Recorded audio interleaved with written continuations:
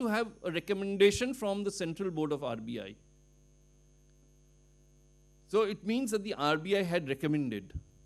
Now we don't know when the Central Board met. I mean, an issue like this should have been debated. Some of it should have been made public. जनता को कुछ मालूम नहीं कि RBI meeting हुआ कि हुआ नहीं, कभी बातचीत हुई, क्या बातचीत हुई. We don't know. There is another small legal knot in this paragraph. Can anybody spot it? It says, with effect from such date as may be specified in the notification, comma, any series of banknotes of any denomination shall cease. It doesn't say all series of banknotes.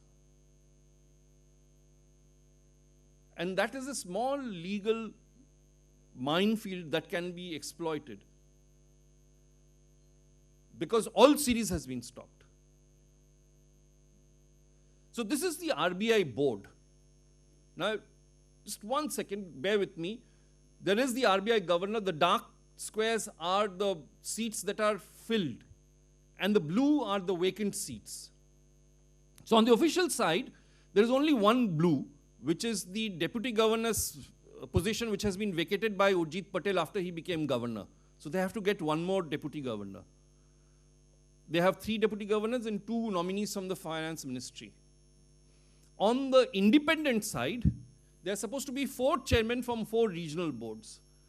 Nachiket Moore is the chairman of the Eastern Board. It's another matter that he's the only member of the Eastern Board. But by law, all chairmen of regional boards are on the Central Board of RBI. But there is no chairman of Western Board, there is no chairman of Southern Board, there is no chairman of the Northern Board. And then there are supposed to be 7 more eminent, independent, educated people, informed people, who are supposed to give independent views to the RBI governor about the economy, about markets. The government has not filled any of those positions. They've been vacant for 2.5 years now. So when this board sat down to meet, you had 5, 6 on one side and just 4 independent people on one side. What kind of discussion has happened? We don't know. Nobody's talking. Is the RBI has it become a rubber stamp? Was there a free and fair discussion? Was there a voice of dissent? I think in a matter like this, which is so crucial and so critical to everybody's well-being, this should be made public. There should be some disclosures on this. Finally, there are some inevitable, inescapable conclusions. The shifting goalposts suggest that the whole move was political in nature, and this was not thought through. There are more than 60 clarifications in less than 50 days. The economy is bound to suffer. Professor Arun Kumar, will elaborate on that.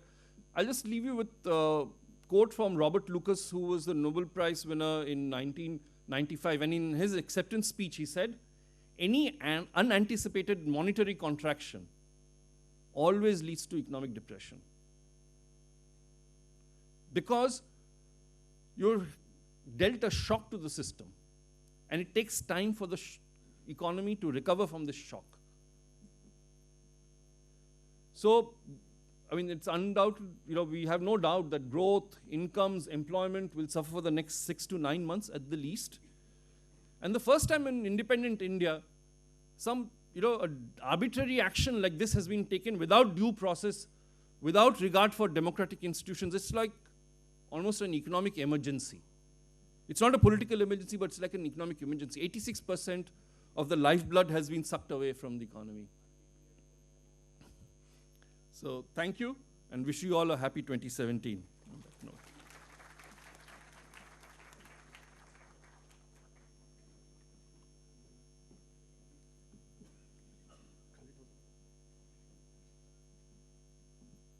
May I now invite Professor Arun Kumar to address this August gathering. And thank you, Rajeshi. But you said emergency nahi hai. Political emergency nahi hai. Economic emergency है कि नहीं पता नहीं है, लेकिन मैं बताता हूँ, मैं राजनीति में हूँ, नज़दीक से देख रहा हूँ। भारत जितना आज डरा हुआ है उसके पहले कभी भी डरा हुआ नहीं था।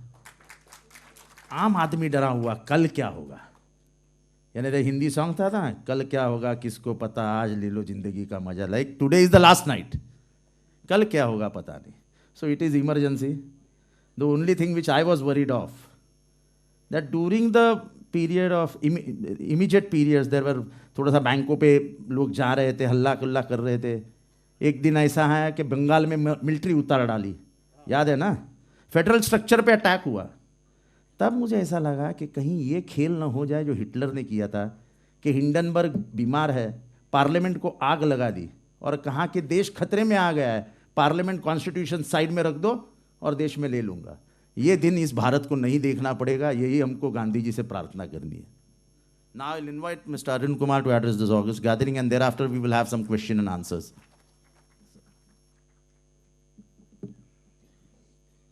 Thank you very much for inviting me. And I'd like to thank the organizers for this. So this demonetization has come very suddenly, but you know, it is one of the things that was always talked about in the context of the black economy. And in my book in 1999, I argued why demonetization would not serve the purpose it is supposed to squeeze out the black economy. The reason is very simple, as I'll try and explain in a more elaborate way a little later. But to begin with, I'd like to suggest that black economy is not the same as black cash. What is the cash? That's a very tiny part of the black wealth that people hold. So in other words, if you squeeze out cash, you are only squeezing out a very tiny part of the black wealth. And therefore, in a sense, you're not going to be able to solve the problem of the black economy, but you will damage the economy as a whole. Because money is required for circulation. As has been said, money is the blood which is giving the oxygen to the economy. Like the body gets oxygen from the blood in the body. So in the economy, it's cash which is helping to do the circulation. If you squeeze out the cash, then the entire income generation process also gets affected. So this is in a nutshell what I'll present to you. Let me sort of begin. So first we need to understand a little bit about the black economy itself, because ultimately it's a step to try and tackle the black economy. So this is not the first time that in the economy we have taken steps to try and control the black economy. Since 1948, there have been a large number of committees and commissions which have gone into the question of black economy. So we had a committee in 1948, Professor Caldor came from Cambridge in 1955-56, then Santhanam committee in 64, Vanchu committee in 1970, Dagli committee in 78, L.K. Jha committee also in 77, and so on and so forth. The latest being the white paper on black money, which Mr. Pranab Mukherjee presented in Parliament. And there are 3 committees which was set up by Mr. Pranab Mukherjee during the Anna Hazare Ramdev movement, which the reports have been submitted, but they have not been made public as yet. Okay?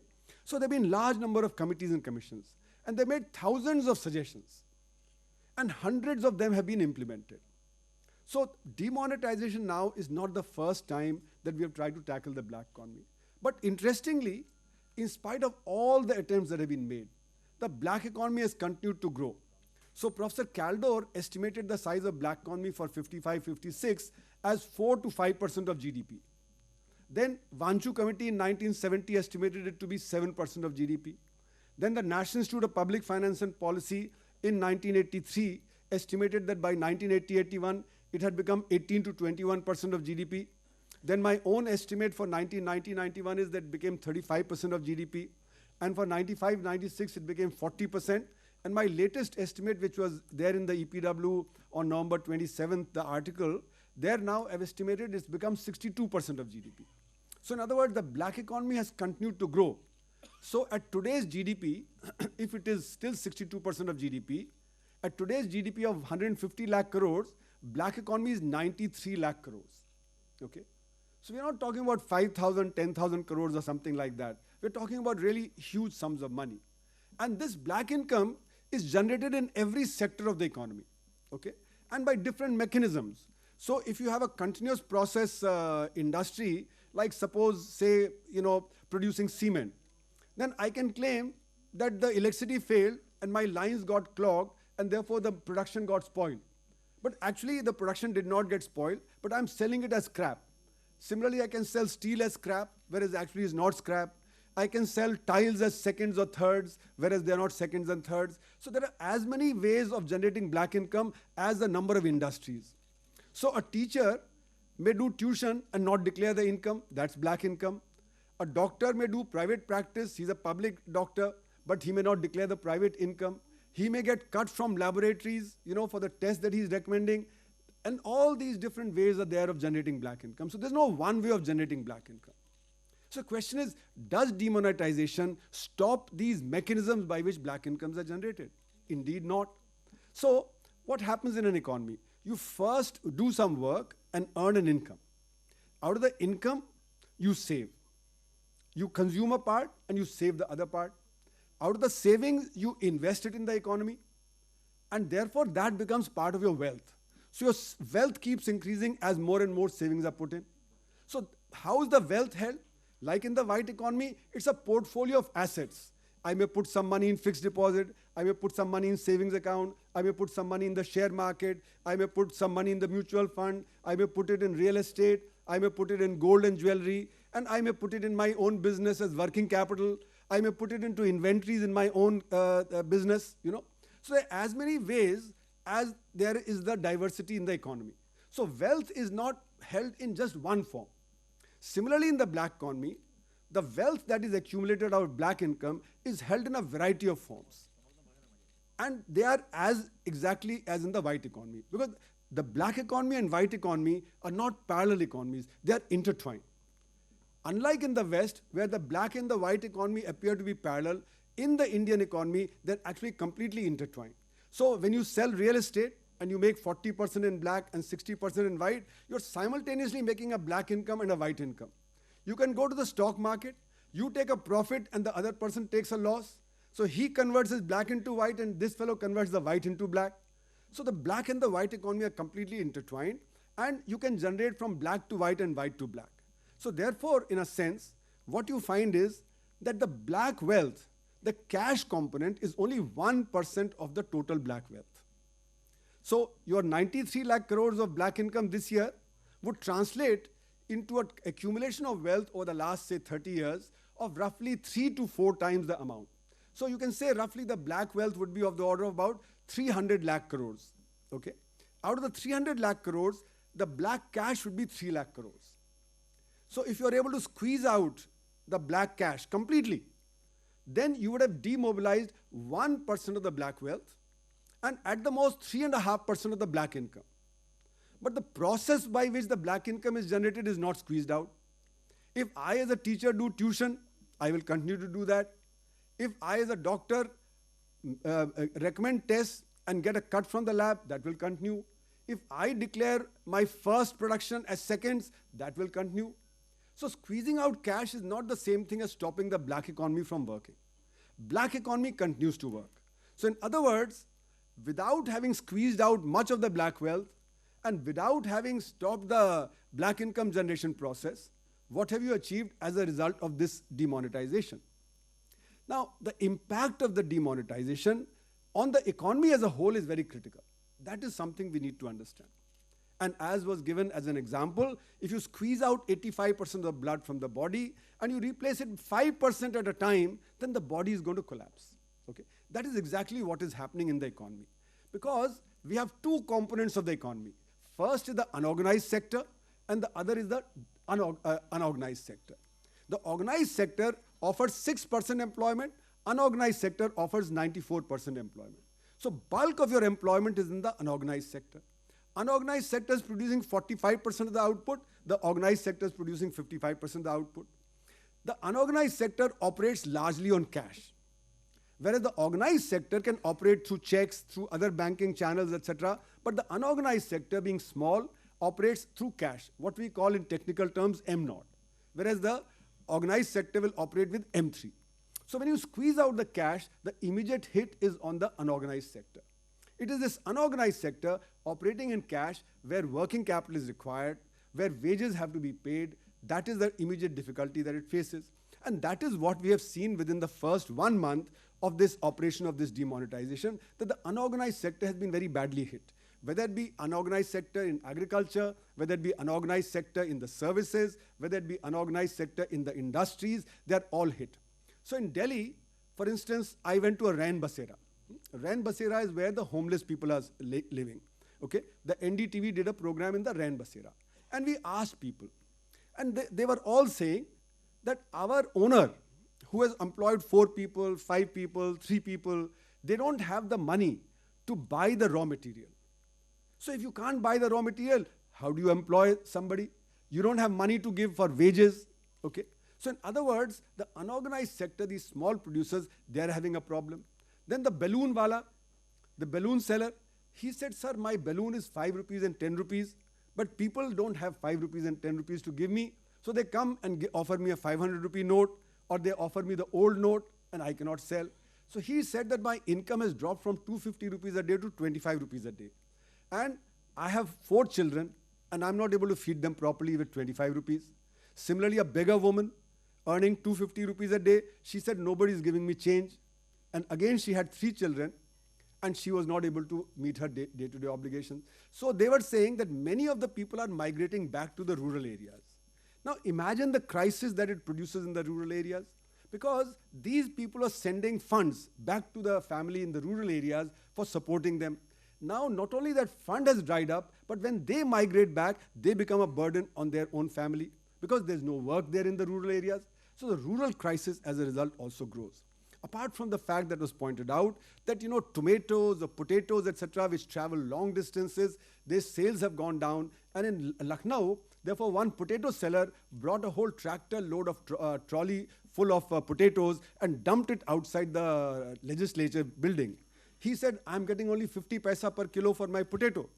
And it's not even covering my tractor cost to bring it here, so I'm dumping it here. Anybody can pick it up. Okay. So the crisis in the rural areas as a result of the problems in agriculture, crisis in the unorganized sector, whether it be the services or whether it be industry, that has been very steep. And that's why there are reports from all over the country, like brass industry in Muradabad, hosiery industry in Ludhiana, cycle industry in Ludhiana, the plantations in Kerala, whether it be the construction sector in Chennai, they're all getting hit as a result of this. And these are daily newspaper reports. If you just go through the newspapers, and I have compiled over the last 40 days, what are the different reports in different newspapers that I read. I read 4 newspapers these days, and I'm finding there are hundreds of such reports that are accumulated. So the crisis in the unorganized sector is very, very sharp. Therefore, production in the unorganized sector has dropped sharply. Now, as a result, what I also noticed was that wholesale dealers are saying that our trade has gone down to 30% of the normal. Now, suppose they're exaggerating. Suppose it's not gone down by 70%, but it's gone down only by 30%.